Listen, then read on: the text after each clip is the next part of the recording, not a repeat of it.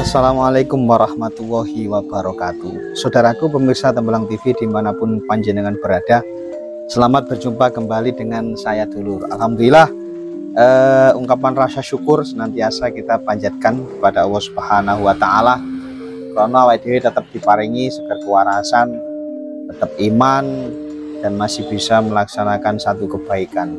Saudaraku pemirsa Tembelang TV dimanapun panjenengan berada, untuk di video saya kali ini Dulur, saya akan kembali membaca antologi Legenda Jombang, buku cerita tentang asal-usul nama sebuah dusun dan desa, kemudian nama tokoh-tokoh para sesepuh yang ada di kota Jombang pada zaman terdahulu. Dan buku ini ditulis oleh Mas Dian Soekarno. Ini bukunya, buku yang ditulis oleh Mas Dian Soekarno. Nah, dulur-dulur semua penggemar membaca cerita, kalau sampean ingin mendapatkan buku ini bisa menghubungi saya langsung atau bisa langsung ke penulisnya, yaitu Mas Dian Soekarno. Dulur, untuk membaca saya kali ini yaitu tentang nama tempat atau dusun yang ada di Kepuh Kajang, Kecamatan Perak, yaitu namanya Dusun Bekel. Ini saya sapa dulu dulur-dulur sing ono ning di Kepuh Kajang, Kecamatan Perak. Pripun kabare saudaraku semuanya? Kepuh Kajang Perak wis muga-muga senantiasa diberikan kebaikan-kebaikan, lancar, barokah, amin ya robbal alamin. Dan salam kenal dari saya, Cak Eko Tralala, yang senantiasa membaca legenda kota Jombang, kemudian kadang-kadang ya napak tilas ke beberapa tempat yang bersejarah, dan mudah-mudahan tidak bosan-bosannya panjenengan semua, khususnya warga Kepuh Kajang Perak, untuk mengikuti di channel saya. Matur suwun dulur. Wes langsung saja ini saya bacakan. Bismillahirrahmanirrahim. Sisa-sisa laskar Pangeran Diponegoro setelah Diponegoro ditangkap saat perundingan hingga pembuangannya di Makassar. Ini ibarat anak ayam yang kehilangan induknya. Jadi prajurit Diponegoro ini ibarat anak ayam yang kehilangan induknya karena Pangeran Diponegoro ditangkap oleh Belanda. Dengan berbagai cara dan pertimbangan, mereka menyelamatkan diri ke arah wetan. Demi keselamatannya, akhirnya para prajurit Diponegoro yang tidak mau MOU atau nyerah ini pada akhirnya lari ke arah timur, ke arah wetan, hijrah ke arah wetan. Ada yang sendirian, ada yang berkelompok, ada yang berkelompok-kelompok. Nah, di antara para anggota laskar yang masih setia itu terdapat rombongan Ki Wijang Sawur. Jadi rombongan Ki Wijang Sawur.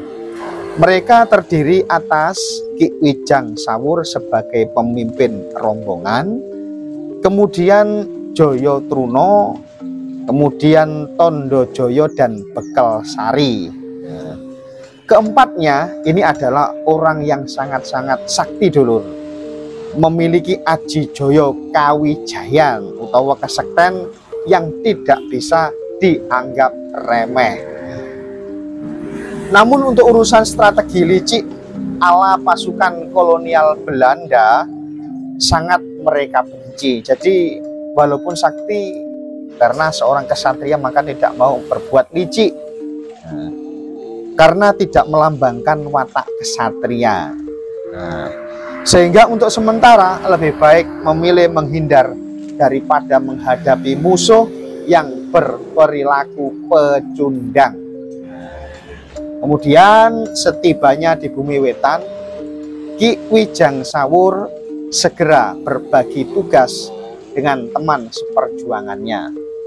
Karena mereka berempat, maka pembagian itu disepakati sebelah barat dibabat oleh Bekel Sari, sebelah selatan Tondo Joyo, bagian tengah Joyo Truno, sedangkan Ki Wijang Sawur sendiri memilih bagian timur yang dikenal paling wingit atau angker dibandingkan kawasan hutan lainnya. Jadi setelah nyampe di Jombang, yang saat ini di Jombang Perak sana, keempatnya ini kemudian berbagi tugas, membagi tempat. Ada yang di sebelah timur, sebelah barat, sebelah selatan, sebelah utara. Kita lanjutkan.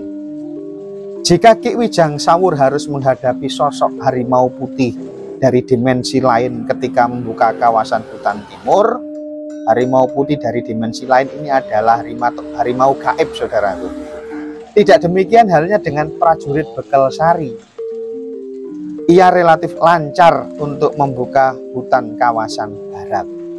Berhari-hari prajurit Bekel Sari membuka kawasan hutan bagian barat dengan alat seadanya. Tidak peduli panas, hujan maupun siang dan malam. Ujian sering tidak diketahui kapan terjadi.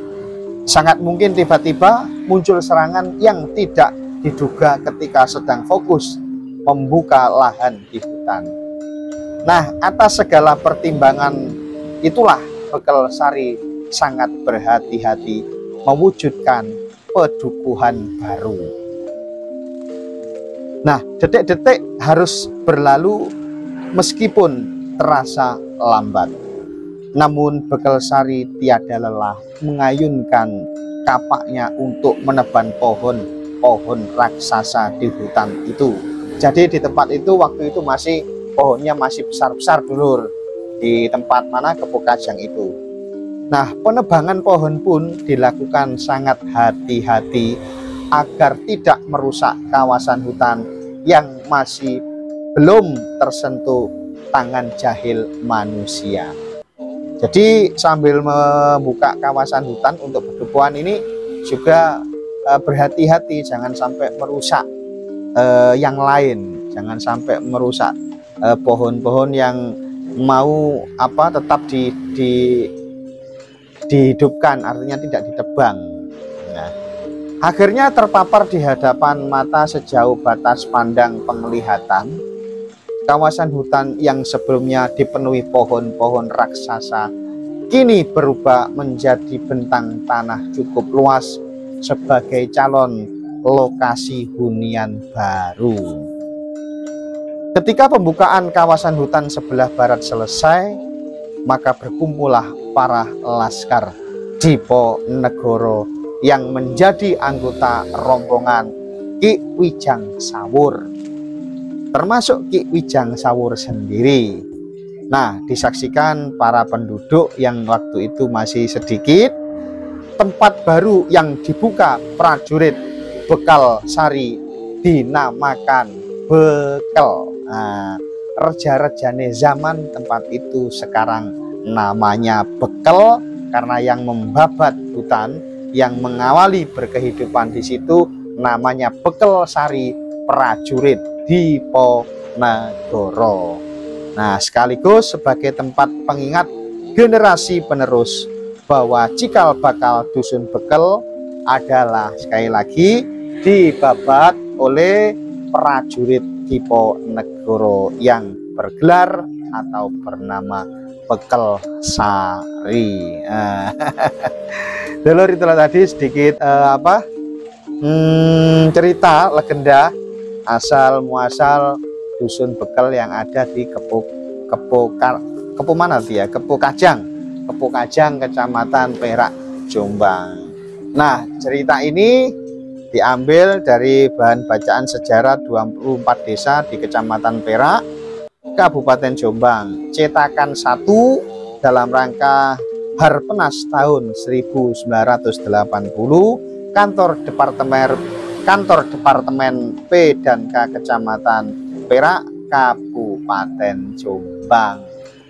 Oke dulur, wis matur suwun, sedikit itu yang bisa saya bacakan. Wis muga-muga manfaat untuk mengisi waktu luang kita daripada nganggur, tidak ada kegiatan, rungokno cerita yang saya ceritakan dari buku Antologi Legenda Jombang. Oke, terima kasih, tetap mengikuti saya di Tembelang TV. Saya akhiri, wallahul muwaffiq ila aqwamit thoriq. Wassalamualaikum warahmatullahi wabarakatuh.